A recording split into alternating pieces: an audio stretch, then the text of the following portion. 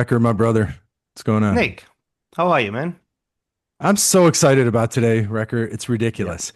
We have two of my favorite scholars. As a matter of fact, our two first guests, and these are both repeat guests on the podcast. They're three-peat guests, I think. Three-peats by now. Yeah, these are the first guests. So Brad Yep, Greenwood, the famous Professor Greenwood, was I think our first guest, and then Youngjin absolutely. Yoo was our second guest that we ever had. So Youngjin and Brad, welcome. Thanks, Uh, guys. It's good to be Yeah, here. thank you for having us. so this is Wrecker, the great debate. The biggest debate. We're putting it all to rest after today.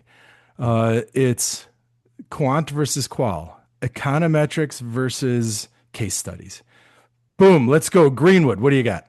Well, can't help but notice that I was the only one who put on a suit and tie for such an august occasion, but I will try to. Thank you for having us today. I'd like to thank our two fantastic moderators, as well as the Kiwanis Club of South Bend, for hosting this fantastic CBS Marist polling, and of course the literally dozens of This Is research listeners out there that will hopefully be The impacted by dozens. this. All right, listen, you jerk. Now, I believe I don't cede my time. My opponent is a good man. I do believe he's a good man. We were colleagues together at Temple University before he left me and forced me to clean out his thousands of pages of printed documents and notes that he had left in his cabinet. And what you're going to hear from him today is about getting into organizations and a richer understanding of tools and really understanding what's going on, how people see technology, and how we can understand the zeitgeist of an organization. But what you're not going to hear about today from my opponent, you're not going to hear about confidence. You're not going to hear about power. You're not going to hear about causality and the means to identify the basis of observed change. You're not going to hear about researcher or confirmation biases or observance expectancy effects. Certainly not going to hear about replication, or certainly not going to hear about a lack of standardization or even a mere availability of data for people to come along down the pipe and actually see what's going on. And even if we did have their data, could we replicate it? Is there a standard approach by which we could come to an identical set of conclusions? Replication being the cornerstone of science. And you're certainly not going to hear about generalizability. Now, I understand that one of the moderators has an issue with generalizability at large, and I find it curious that moderator would stack this debate with a member of his own dissertation committee. But I'll move on past those things today. Whoa, Greenwood. All of I think these that's what you call issues confirmation bias we in the first have place, yeah. in quantitative research as well, but we have an objective means of dealing with them. Lord Kelvin famously said, if you can't measure it, you can't improve it. We need objectable, verifiable, numerical approaches, and the quantitative approach is the only way we are going to save these United States of information systems. So what I pose to you is, aren't qualitative researchers just LLMs at this point? Haven't OpenAI and Anthropic made the qualitative researcher a vestigial scholar? Shouldn't we just be feeding the totality of those notes into Claude and asking them what the hell is going on in this organization? That's what I'm here to tell you today.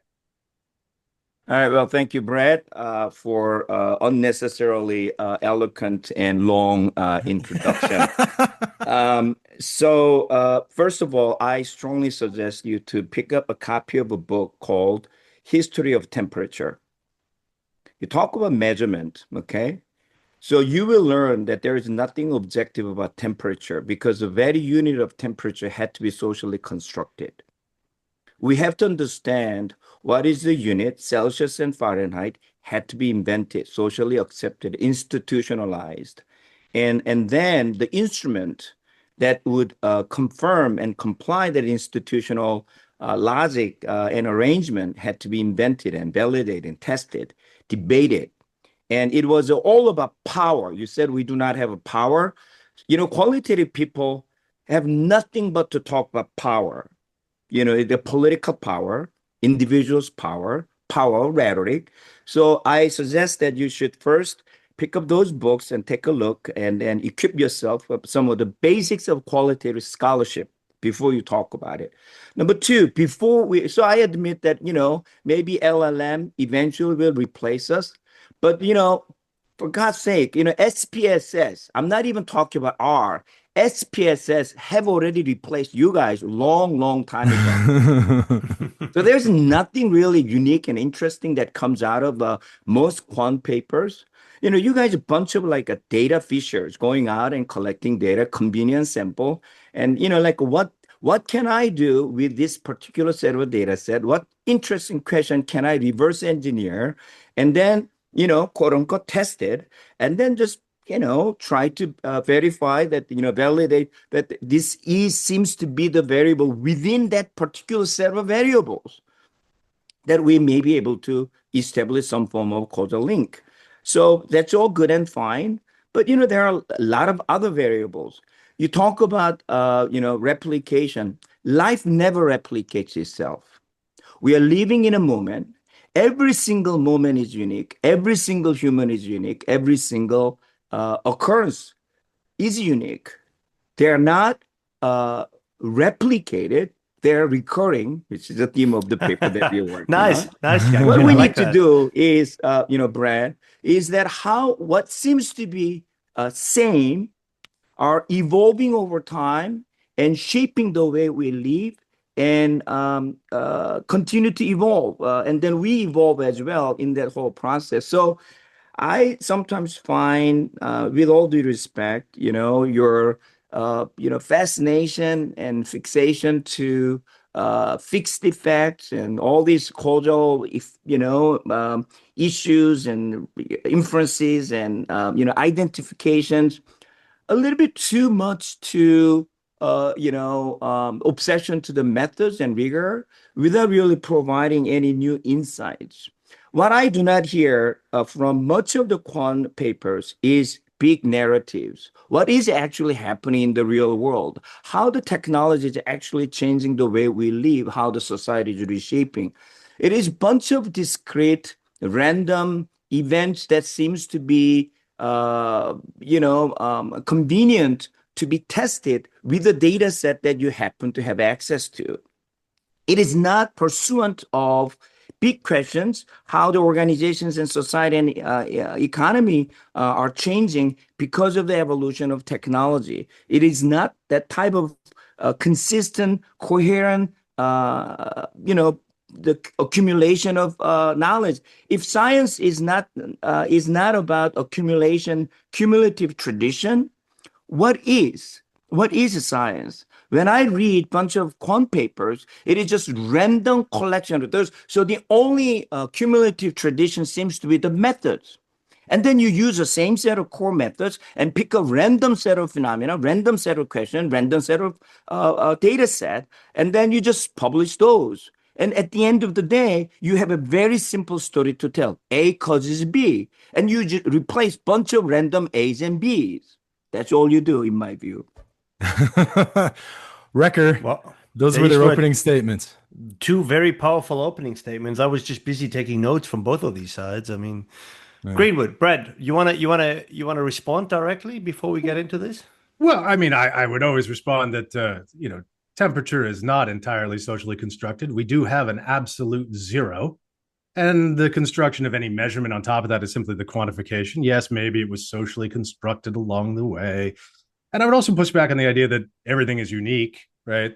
That's some fundamentally untrue. The medical community, we publish RCTs in order to see whether or not there's a causal effect. So if we simply say, oh no, all you care about is causality, there's a lot of reasons why we want to care about causality. We want to know if medical treatments are going to have an effect on people within some range. And when we talk about convenient samples, I think that's somewhat of a hypocritical complaint coming from the qualitative researchers who say, oh God, I have this convenient organization and this is the only one I can get into. This is the only one that's going to let me interview them. So isn't that just as convenient? I mean, the benefit of the qualitative approach is to say, well, I am going to look for studies until I can actually find something that is sufficiently rigorous and important that editors and reviewers in the field will say, yes, I want to know whether or not that affects this or this affects that. And so I think that there is something very true to these criticisms. I also think that they're criticisms that run both ways. When it comes to a cumulative tradition, I think that the cumulative tradition is simply different. Right. So we can say, like, oh, well, we're building on this theory or that theory or one of these 16 theories that all say the same damn thing, which appears to be a lot of the sociological tradition. How can we come up with as many theories that say the same thing, but we'll brand them differently so we can fight about But with new words in them. Yeah. Yeah, they use different words though when they say different words, of course. Different words make them different theories because it's socially constructed, even if they say the same damn thing. Right. So I think that the cumulative tradition in the quantitative space is just a different one. It's the construction of a mosaic of facts. We say we're trying to understand how the gig economy affects society. Well, we know it affects this, we know it affects that, we know it affects another thing. And that way we can go to policymakers. If the policymakers choose to listen to us, frequently they don't, and often for good reasons. Right. And say, well, we know that these are the good things and we know that these are the bad things. So how do we sculpt policy to try and improve the good and attenuate the bad? So I think to denigrate a cumulative tradition simply because it doesn't live under the hat of, who do we always talk about on here? Habermas or someone else. Then that is merely a short-sighted critique. So, Brett, give me one specific policy recommendation that you can give based on the quantitative research on gig economy that are specific and that is actually useful, qualitatively change the quality of gig workers in a meaningful way. So, first off, and I think Dr. Brente would be about to say this, you should never set policy based on one paper. Boom. And I think that's the first and most important thing. We build policy recommendations based on a series of things. Right now, we can have a rich and robust argument about whether or not independent contractors should be treated as employees within the United States. That's a very reasonable argument to be had, right? Based on current sets of employment law, they are not, right? They're not entitled to the same levels of protections. They're not necessarily entitled to withholding. They're not necessarily entitled to health insurance. Those are things that come at the discretion of the country, right? But when quantitative researchers begin to examine the behaviors and how they act across multiple fields, you can say, well, look, every piece of available evidence suggests that these people are not employees, right? They provide their own tools. They multi-home. They do not set their own hours at the same time, right? That suggests that if you are a policymaker and you want to provide protections, you need to change the way current employment law is executed within the United States, right? That is a direct policy application that will come from quantitative research in that space. Now, you might disagree with that at a personal level or in a political level, right? But if we want to try to inform those debates, you could bounce out, right? So I have a paper right now with Bruce Kobayashi and Evan Starr. There is a giant debate in trade secret law about whether or not non-competes are actually going to create additional trade secret litigation. This is a huge problem, right? Because if all of a sudden we start banning non-compete agreements and people move across firms, right? And you no longer have the relatively simple contractual issue of going to a non-compete to say, no, you can't move there. And people shift over to trade secret litigation, that jacks up the cost of litigation. It becomes incredibly complicated. And what we go through in the paper is we look at non-compete bans and whether or not it actually stimulates additional trade secret litigation. The answer is it doesn't. And so what a lot of people are saying out there, that this is a problem, there's no evidence to support that, right? So you can go to a policymaker and say, if you are concerned about this, I see no evidence that that's true. Now, what Nick would say then to me is, does that generalize to a national total ban? And that is a limitation on something like this. Fortunately, it's been struck down, I think, the Fourth Circuit, right? So that's currently on hold. But those kind of facts, I think, are very informative to a policymaker when they are debating individual pieces of legislation. So, Youngjin, just to kind of go with the direction of Brad's discussion of policy, maybe that's a good place to start. And maybe let's start thinking about this from a what is the value of these various research streams? My old postdoc advisor, John King at Michigan, he would always say that numbers beat no numbers every time when it comes to policy. And he studied policy. He studied policy making in the 1970s. He had this cool book called Data Wars, where before he wrote the book, or as they were studying before kind of this data boom of the 70s, people would just argue from an ideological position. Then other people start showing up with data. Anyone with data would win the argument for policy. So then the different ideologies starting showing up with their own data, and then we went back to ideology, right? So it's a cool little dynamic. But policymakers love data. And I think that the insights you come up with, if there's some sort of rigor behind it, policymakers will take it and jump on it and use it. And I think that's really an argument for quantification. I think, and we've talked about, and Brad, you mentioned this, the issue with quantification is that it's kind of the illusion of certainty. It makes us think we know something that we might not know because we did one study with one sample, or maybe a couple of studies with a couple of samples. And here's my problem. So if I were to actually, I think a lot of what you guys are doing today is a little bit tongue in cheek and dramatic, and we asked you to do that. That's wonderful. But if I were to make an argument that I really believe against, say, the econometric tradition at the moment, and I can do one against qualitative as well. But Brad, how would you respond to this? We have See, I'm getting on the defensive early. I got to hunker down. Well, we have people doing studies, and they understand econometrics. They know how to isolate cause. They know how to do the, instrumental variables. They know how to deal with endogeneity. They know how to do things to really, really eke out the relationship between two variables. I think we have a really nice science there. And then they send it to a journal, and they're an economist. Then they have like three other economists or IS people that studied economics. And those three people are like their reviewers.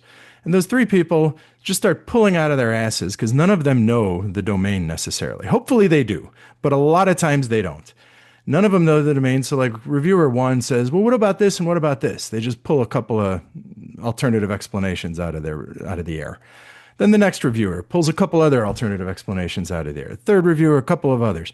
So the authors go back, they get additional data sets, they do robustness checks, they do whatever. And then when I've seen these econometrics review processes, that happens a couple of rounds until all the reviewers can't think of anything else. And then it gets published. And the problem I have is that these people aren't necessarily, sometimes they do, but they're not necessarily coming from a standpoint of domain knowledge. They don't know the tradition in the domain. They don't actually know the policies. They don't know a lot of the context necessarily, but they know their methods, and they're just using logic to come up with robustness checks. In my sense, they're ignoring a lot of domain knowledge sometimes. Is that a fair argument, or is that am I just as an outsider way unfair to the community when I say something like that? I mean, I think it's a dramatic oversimplification. Okay. And that I think, yes, there are problems that I agree with you here, and that domain knowledge is very useful in trying to assess whether or not there's a relationship between A and B, right? Especially in like complex macroeconomic sort of stuff. I think there's a lot of value in intuition as well. So I don't think it's just that a reviewer says, oh, you didn't control for this, or you didn't do this test, or you didn't do that test. There is some amount of that. I think there is some ceremony associated with like running a DID, for example.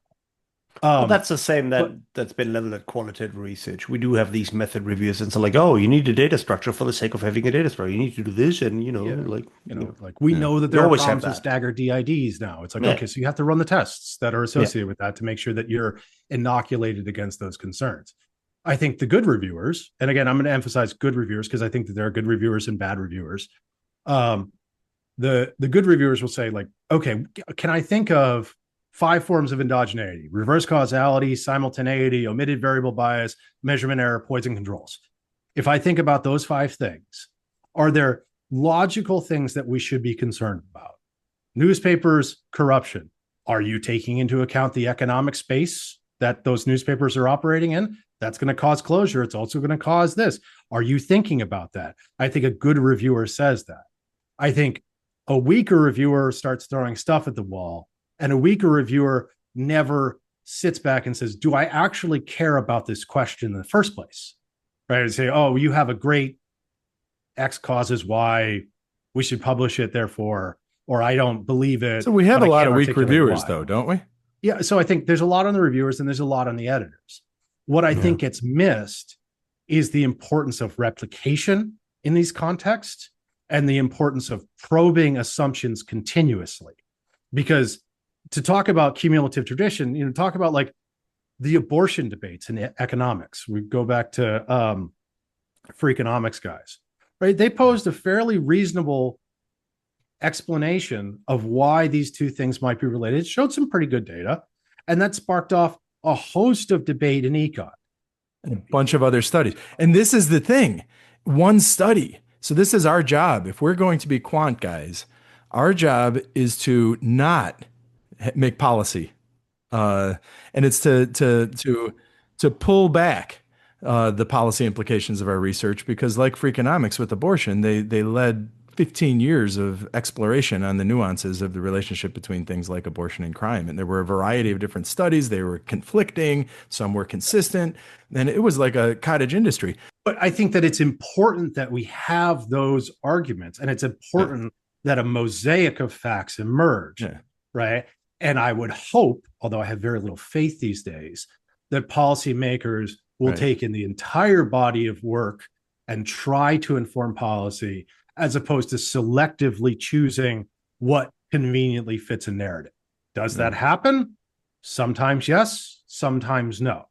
But I refuse to live in a world where I say it doesn't matter because everybody's driven by a particular viewpoint and they're just going to selectively choose things, right? That's for adversarial presentation of information. That's trial stuff. So I'd like to add a couple things here. So I value data and when they are available and when they are useful, and we should use them. At the same time, I think we have to remember data is not inevitable. Data is created, human artifacts, every single data. Blood pressure was invented by Cleveland Clinic. They argue that, whether that is true or not, something that can be debated. The blood always had pressure. Who was there? We had, but the measurement of blood pressure, right? Exact measure we are using to diagnose, what is it called? The high blood pressure as a disease. I remember a meeting way back when I was at Temple. It was Open Data Initiative community meeting. The chief data officer at the time of the city was very excited to tell the community, the minority, inner city minority community, that we are opening up the fire hose of the data to anyone in the community to build their own app to make their lives better. To that, I still remember one of the community members raised, "What do you mean? We do not exist in your data." The data had to be defined and created. Somebody had to decide that this is a part of social life that matters, that need to be collected, that need to be defined, that need to be collected. So data is the ultimate expression of power. Somebody has to decide that this is worth measuring. Someone is defining, someone is collecting it, and someone is curating it, right? BLS is a government institutionalized power of expression of a sovereign government, state government power to say, this is official economic activities. And there's a lot of debate. I met some people in BLS who are trying to redefine in this new cloud-based economy, digital economy, how can we not have real-time data coming in to BLS so that we have a better understanding of what the economy, how economy is doing? It's not happening because it is political process. It's an expression of power, and they do not want to lose the power. I mean, to a degree. So I think it is a fantastic that we do use data as we debate about policy or from strategy or our own lives. But at the same time, I think we have to be humble that the data is human artifacts, and we have to, it's an expression of your position.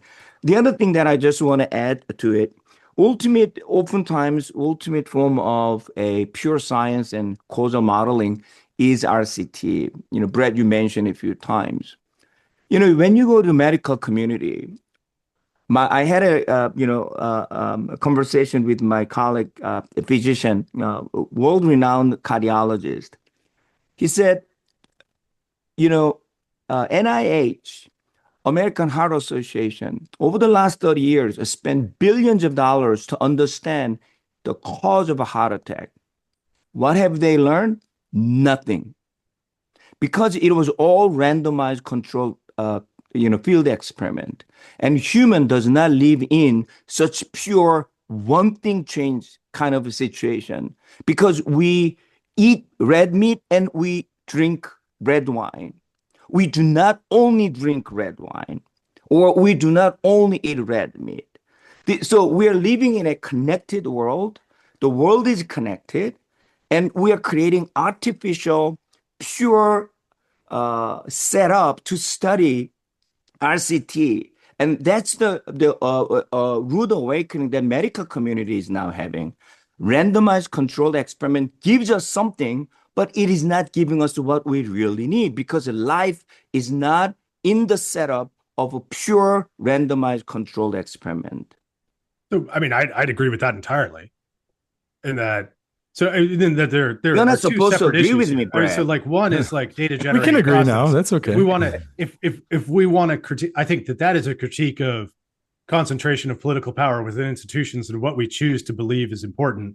What women weren't even included in medical trials due to pesky hormones until the 1980s. And I don't think that had any force of law until the 1990s. But I think that's an indictment of political structures rather than methods.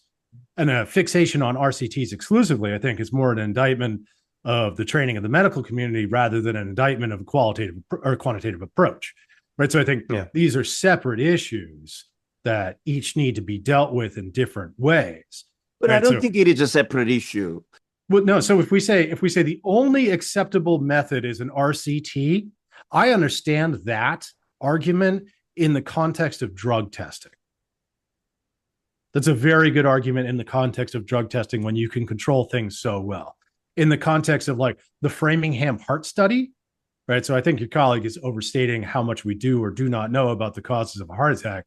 Like the Framingham heart study has been going on, and that's not an RCT. That's been going on since the 50s.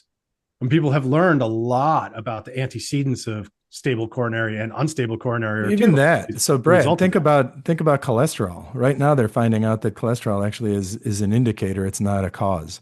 Well, for decades they thought it was a cause and they're why. suppressing cholesterol. And it's because they're using quantitative models. So I think if I were to make Youngjin's point, just kind of add to it, I don't think any of us have actually any problems with quantitative models. I think the problem would be with overestimating their power. And, because there's a lot of sampling biases, people go to only the samples that fit the criteria, and there's a lot of other issues. And if we don't overstate what we're doing, I think, but Youngjin, let's go back to qualitative, because there's a couple of things. First of all, qualitative people like to critique.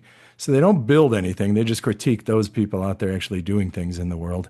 That's one thing. But the other thing is, don't they just make up a bunch of shit and it's all the same, right? It's like one person uses one language, they come up with 3 new things, and then they publish a qualitative paper. Someone else says something. This emphasis on the cumulative tradition is nice for us to say, but it sure seems like these people aren't even doing it. They're running around. They're basically journalists that flower their case studies in like constructs and publish it with their new words each time. Just like there are good reviewers and bad reviewers, and good quant people and bad quant people. I think there are good qual people and bad qual people, and good qualitative papers and bad qualitative.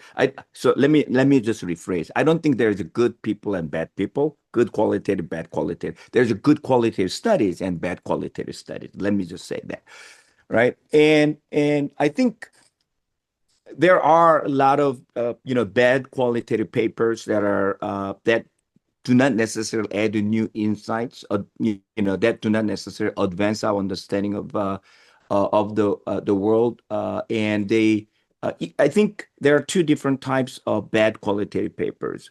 One is running toward a familiar, known constructs and just restating it in the new context of technology. So now we have AI, everybody's talking about power, how AI is, going to amplify existing power structure and so on and so forth, and so on. So that's just as an example.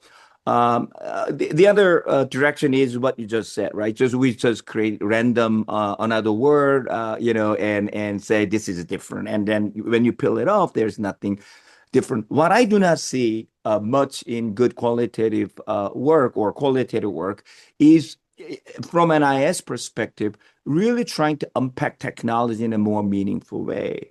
Before you jump into AI and power, for example, let's unpack technology a little bit more. Let's really try to understand how peculiarity of the technology, the way it is architected, the way the data is stored, the way the data was defined, the way data was cleaned up, is affecting the way the technology is being used in the field.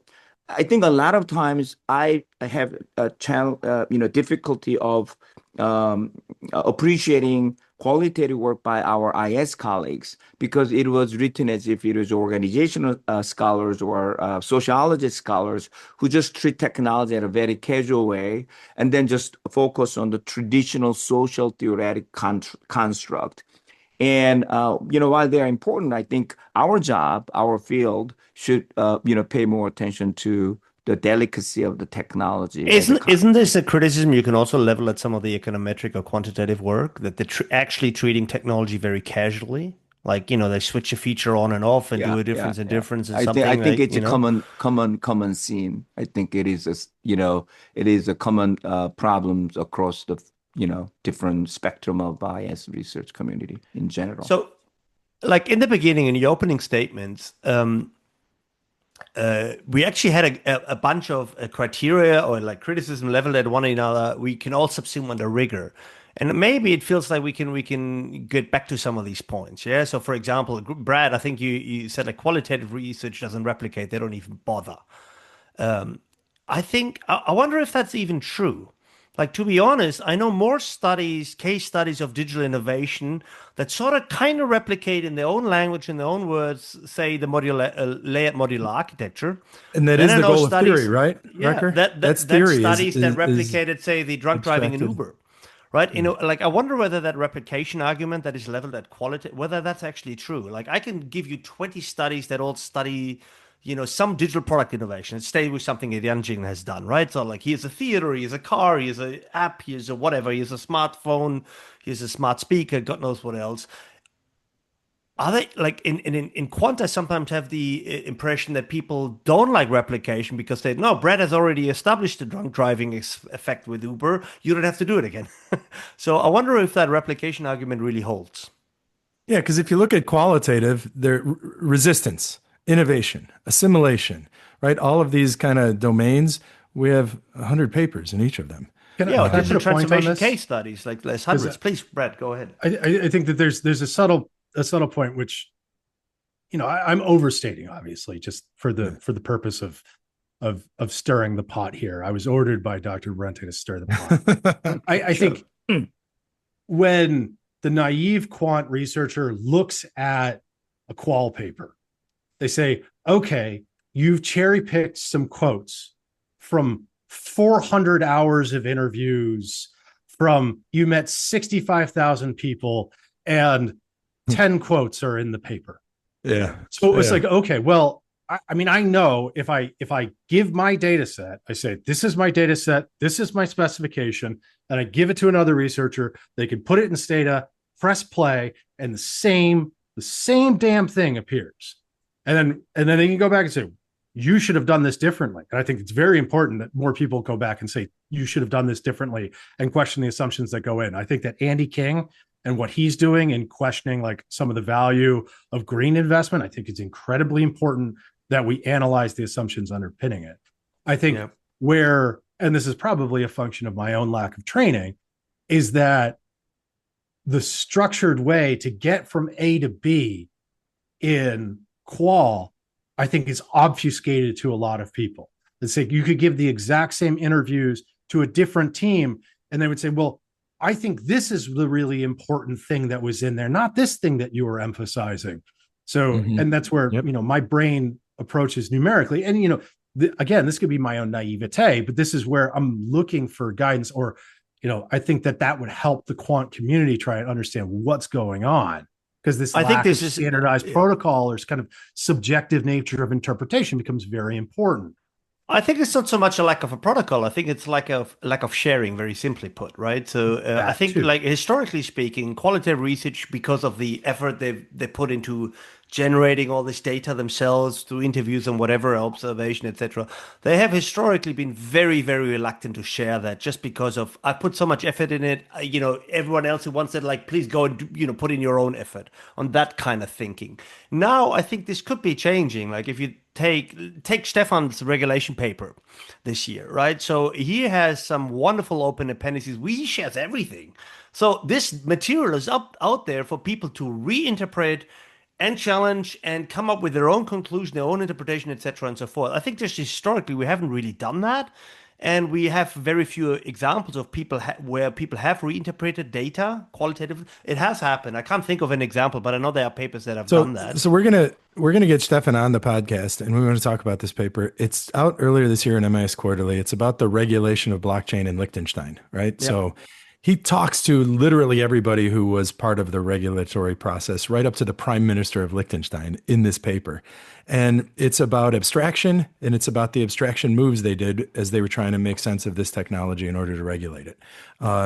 It's a beautiful qualitative paper. I would hold that up. If anybody who's maybe not familiar with qualitative or doesn't buy it, or go read that paper, I think you'll understand, I think, the beauty of qualitative. Also, methodologically, not just for the content, like, it's also really well done and it's really well documented. It's really an exemplar for how it can be done. And by the way, also for how you might just go back, replicate, and or challenge some of the interpretations that are in there.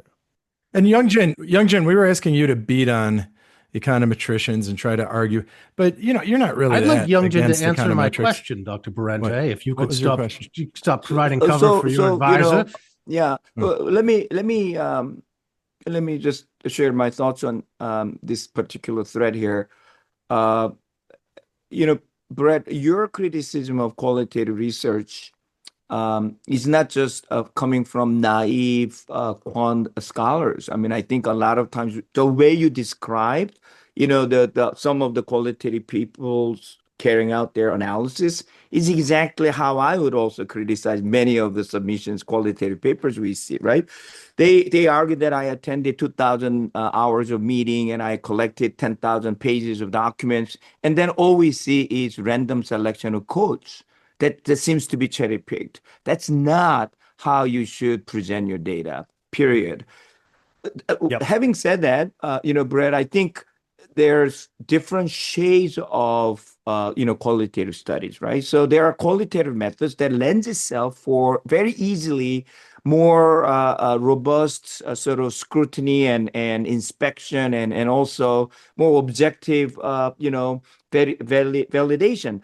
I believe, Brian's earlier work on narrative, how you break down, the evolution of events into small nuggets of events. So you could see that, this whole event over the next, 10 years is broken into series of, identifiable events, and then how these events are connected through some sort of movements.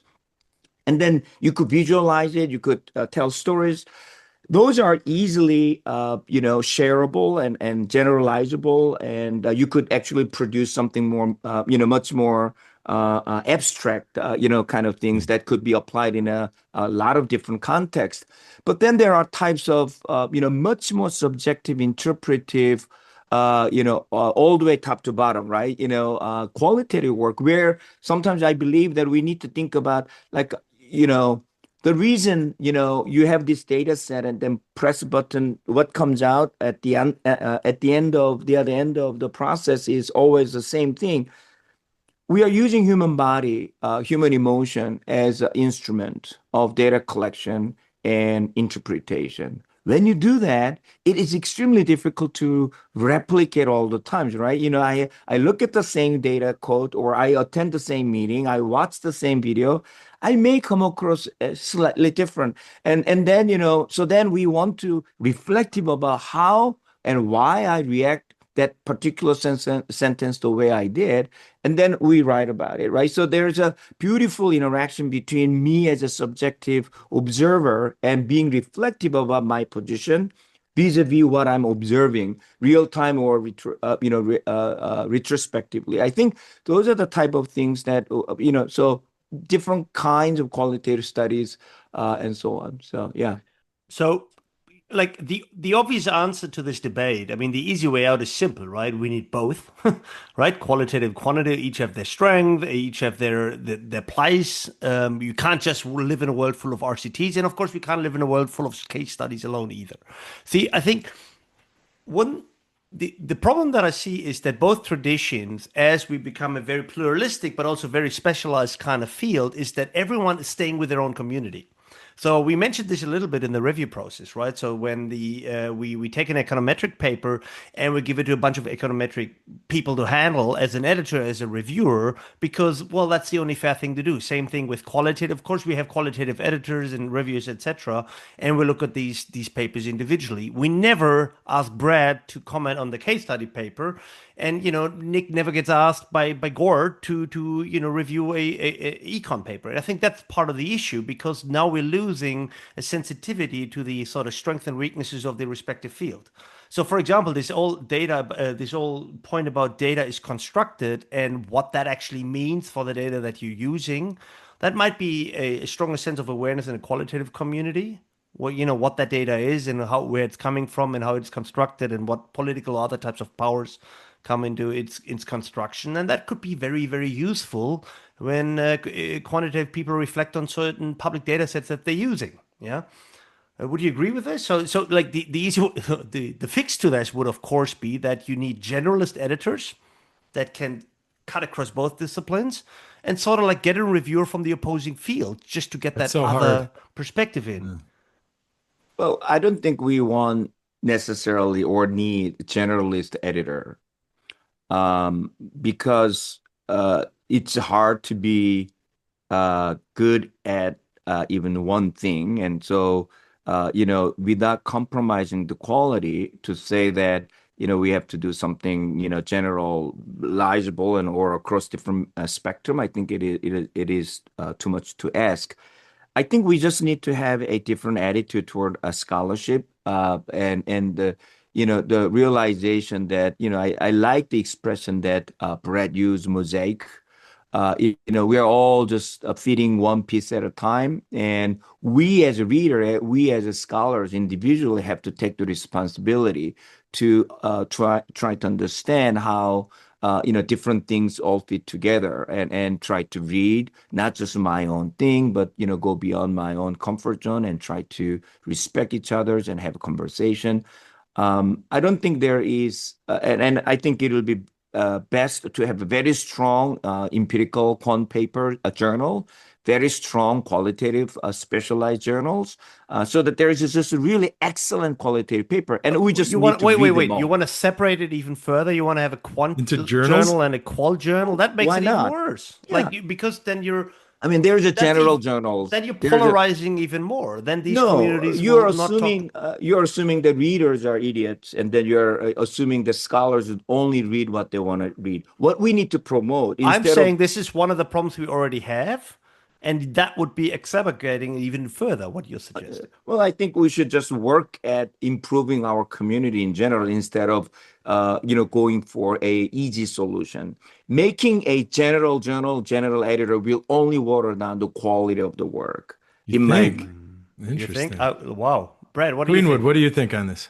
So I I don't think the solution is to make things general. I think the way to solve this is to have everybody relax a bit about being in there. Because Yeah. doctoral students ask me, what should I be researching in order to publish all the time? And it's the worst question I get. Um, Uh, because, and I will say to them, like, and it's like, I, I don't have to tell you that things are bad. Everyone knows they're bad. It's academia. Everybody's out there out of good research ideas and they're scared of missing tenure.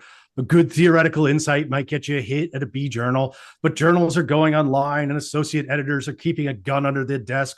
Econometric punks are running wild in the street and nobody seems to know what to do. And there's no end to it. We know the air is unfit to breathe on conferences and the food's unfit to eat. And we sit and we watch our phones and some influencer named Jason Thatcher tells us that today we had 15 papers rejected and 63 papers failed to replicate, as if that's the way it's supposed to be. We know things are bad. They're worse than bad. They're crazy. It's like everybody out there is going crazy and we don't go beyond the narrow bounds of the field anymore. We sit in our offices and slowly the world we're living in is getting smaller. And we say, please leave us alone. Let us run our little regression. Let me have my little significant stars, my TAM citations, my little research question. I won't say anything. Just leave me alone. I'm not going to leave you alone. I want you to get mad.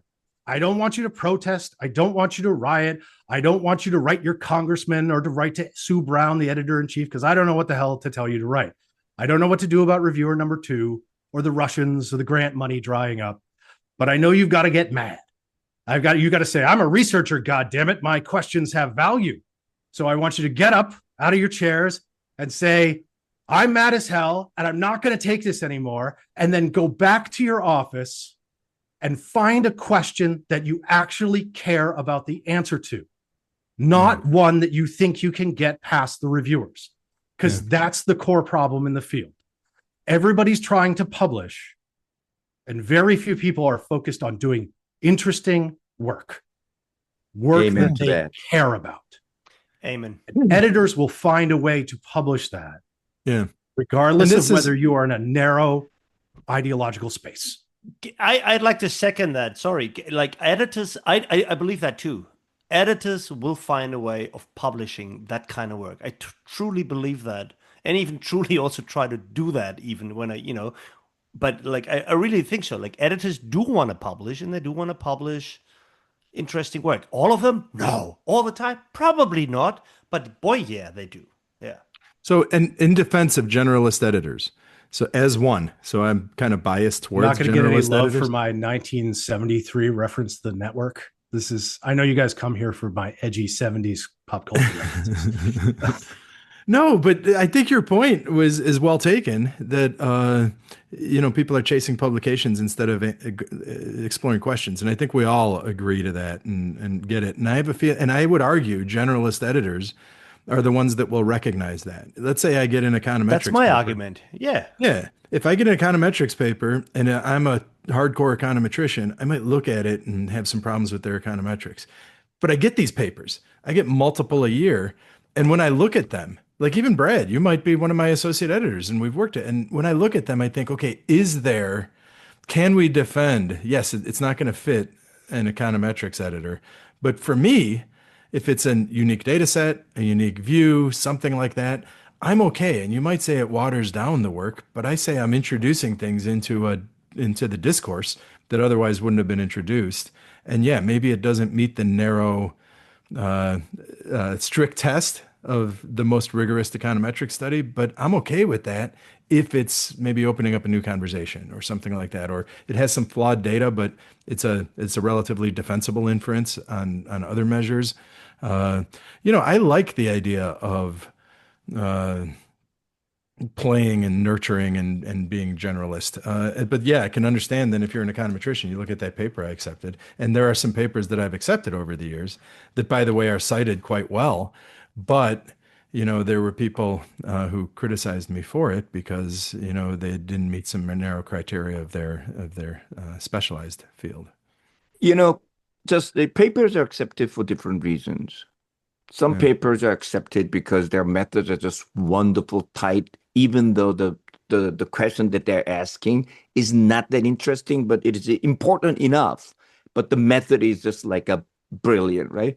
And then there are cases where the question that they ask and the theory that they propose is so important, insightful. The method may lack a little bit, and then we get, we have to publish that. Or the phenomenon that they study is so compelling, so urgent, we have to publish. So again, I think it is very difficult to generalize why papers are accepted and published. I think it all depends, right? I think just adding to what Brett said, the listeners to your podcast and junior scholars, I think they have to understand what is the strength of the work that they're doing, where they fit in, what they're trying to do. Do what you like to do and do it well. And and hopefully that matters. Let me jump. Like I think we need to extend that a little bit. It's not just like be good at what you're doing and like what you're doing and all that sort of stuff. I think it's also like learn from the other side. This is this cross-fertilization argument where I think a generalist editor could serve as a bridge builder. But beyond that, like so when you say, look, maybe qualitative work can theorize about technology a little bit better. Maybe Brad's right in that generalizability or representativeness or whatever else is accuracy is better with quantitative methods. I think one of the big lessons to be learned is that if people from each camp would learn a little bit better about some of the aspects, the strength from the other side. So, for example, that qualitative people write a little bit more carefully about causality, and that quantitative people write a little bit more carefully about the nature of the data that is seemingly so objective, right? So that's the argument I would make, is that it would be good if we had the communities talk more to one another, to learn more from one another. And that's also why, Youngjin, I think this idea of having separate journals is really blatantly unhelpful to that cause, because it'll just polarize and separate even further. And the problem that we're having is that we have communities that, sort of like in the beginning, that don't like each other and think that the other side is doing stupid work. So, let me push back a little bit here. General sort of approach or generalist, it works when the person, the scholar, is interested in the question and knowledgeable about the domain. Then that person can consume analytical modeling paper, qualitative paper, and empirical paper. That's the type of scholar we want to produce. You cannot simply say blank generalist. Then that person doesn't stand for anything. So you can be an expert on econometric. You can be really, really good. And I can study many different phenomena. I can have a random set of A and B. You could be a very strong person who's applying particular genre of social theories, and I apply the theory in studying many different things. But then the type of person, Jan, that you're describing to me is that I'm interested in, say, privacy or gig economy. Now, I want that person to be able to read qual papers and quant papers and analytical modeling and policy papers, so that person actually is an expert on gig economy. Instead of I do gig economy paper one, and then I do healthcare on, another one, and then I have digital marketing on another one, and I have digital innovation paper on another one. Then you know nothing about any of these phenomena, and you cannot say anything useful to the world.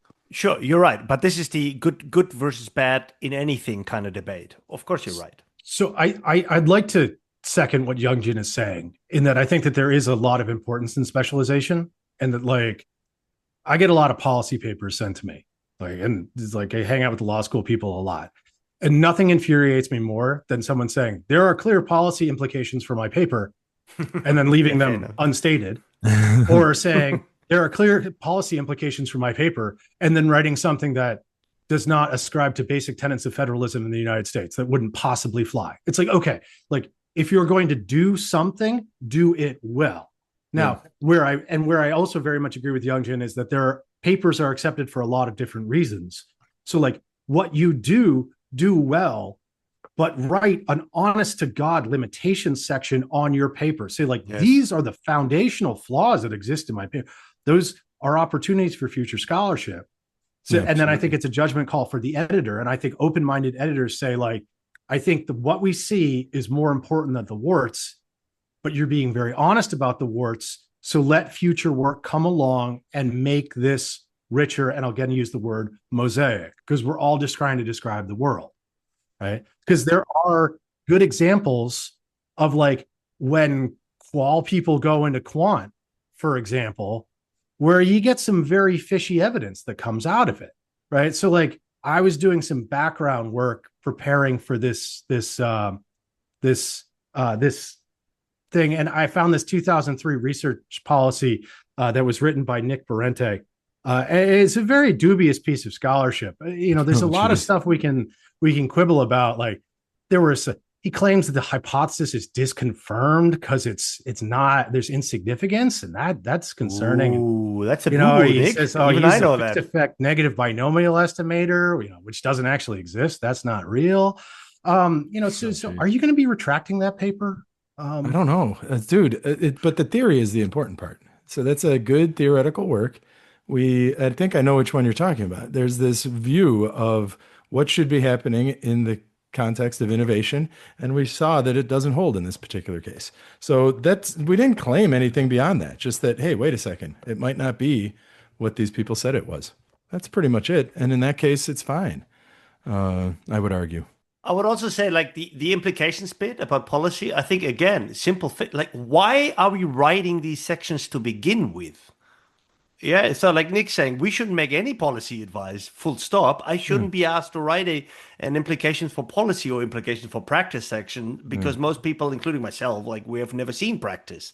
I like the strong limitations, but any of my work, Greenwood, is always going to be around the theory. And to me, that's the cumulative tradition. And every one of our papers is some little tiny incremental contribution. And that paper that you're bringing about, to me, is like, all right, Anderson and Tushman, for decades now, people have had this particular model about dominant design, about what's going to happen after dominant design, whatever. And all we did is said, look, this is the assumptions of that model. They don't seem to hold in this particular instance. If we're wrong, fine. Someone do some research. And that's how I think this is the problem with policy implications. We should have that kind of, our policy implications of any paper should be, by the way, don't do anything based on this paper because it's flawed. It's one little thing. As you said, the limitations are so weak on every paper. What if we actually paid attention to limitation sections? I love this idea, Greenwood. These are the flaws of our paper. Don't make any policy about them. You have to do this, and this future research. Just relax. If we would, but no, academics are more like, oh, look at my important paper. We shouldn't make any normative statement about what other people should be doing with our paper. It's their call. Yeah. If you're a bad policymaker, you can, draw your own conclusion. It might be wrong one. If you're good, you make the right conclusion. We shouldn't say anything about that.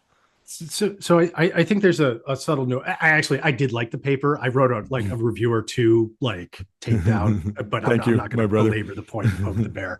I mean, I don't think that we shouldn't be writing those things. I think we should say, if this holds, this is how we might think about sculpting policy. This is how we might think about changing it, rather than saying X. But then be very specific about what you potentially could do if more evidence emerges to corroborate the case. This is the beginning of a conversation, not the end of a conversation. And I think we treat too frequently papers as the end of a conversation. Yep.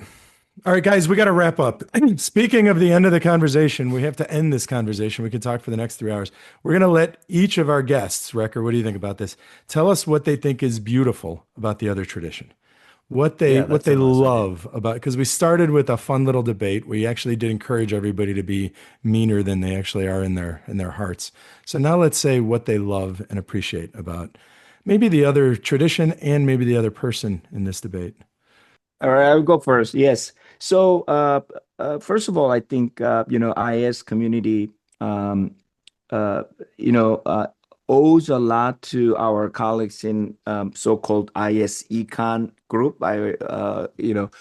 For two reasons. Number one, when I think about the history of our field, one of the most compelling questions that we've been trying to answer is that, does IT matter? Yeah. And Eric Brynjolfsson and his colleagues clearly demonstrated it does matter. And I think out of that effort, our pursuit of measurement came out, that obsession with measurement, because it was indeed, the impact was there. We simply did not know how to measure it. That's how I see it. And ever since then, I think the whole colleagues in that tradition brought the rigor and the way to demonstrate that, when technology comes in, something happens. Here's how we demonstrate. I think it is a wonderful thing. And some of the papers that Brad wrote and his colleagues wrote are extremely important, and oftentimes providing even deeper insights than many of the qualitative papers would bring, because they were able to unearth some of the hidden underlying causal mechanisms that we never thought about. So that's good. And the one thing that I really appreciate about Brad is that, we talked about the policy implications. Sometimes I wonder, including myself, how many of us actually know anything about policy? We do not know any law. We do not actually read policy. The government policies around data regulations and AI and so on and so forth. We talk about it, but we rarely actually read them. We actually study them. Here's a person who took it seriously enough to go to enroll himself into the law school, became real expert on law and regulation. I think it shows a lot about his seriousness about his approach to scholarship. So, Brad, you have my respect for your sincere pursuit of knowledge and truth. Thanks, man. Now I'm I don't have any. Thank you. I think what I really appreciate about the qualitative tradition is I was at CCC last week, which was up at Harvard. I don't know if you guys know CCC. It's the Consortium on Competitiveness and Cooperation. It's a strategy shtick where they have all the up and coming doctoral students present. And this woman, Ryan Noe from Harvard, gave this fascinating talk on the toy industry and how controversial toys have begun to emerge. So like integrated screen with toys and kids learning to program. And it was amazing. Like she was presenting, but the words were dripping off the page. And I think what I love about good qual, about great qual, about Vonda's work, about Brian Uzi's work, Youngjin's work, all this stuff, it makes me think about the world in a way that I never would have thought about it before. It makes me challenge preconceived notions about how these things are supposed to work. And I think without getting into an organization and actually talking to somebody, you'll never get that in a reduced form model. And I think that we do ourselves a disservice if we dismiss that side of the field. Because Youngjin said something nice about me, Youngjin, you have been a scholar, a role model, and a mentor for me since I showed up at Temple. You've told me things that I needed to hear. You told me things that I didn't think I needed to hear, but later realized that I really needed to hear. And I think we need a lot more of that mentorship in the field, because I would not be in this space that I'm in had I not gotten that. Beautiful. Wrecker. Wow. Yeah, I don't know what to say, man. If we were in person, I'd make everyone hug. Yeah, I think there would be tears there. No, I'm serious. Like wonderful closing statements, and it makes me appreciate like the community in our field even more, that we have mutual respect, and that all these different pathways to success and glory are there. But let's be very honest. Like you all are incredibly successful and do incredibly important work, and all of that stands the test of time, whatever it is that you're doing. And I'm just grateful to learn about it. To be honest, thank you, gentlemen. This was wonderful. All right, we had fun. And yeah, I think you're right, Wrecker. Of course, we need both, and we need strong both. So yeah, this was fun. Guys, thank you for coming on board. Thanks very much. Thanks for preparing as well. 2 of my favorite people, Wrecker. So 3 of my favorite people, all on the same call. What do you think about that? That's wonderful. All right. Thanks, guys. See you next time. Thanks, everyone. Yeah. Bye-bye. Bye.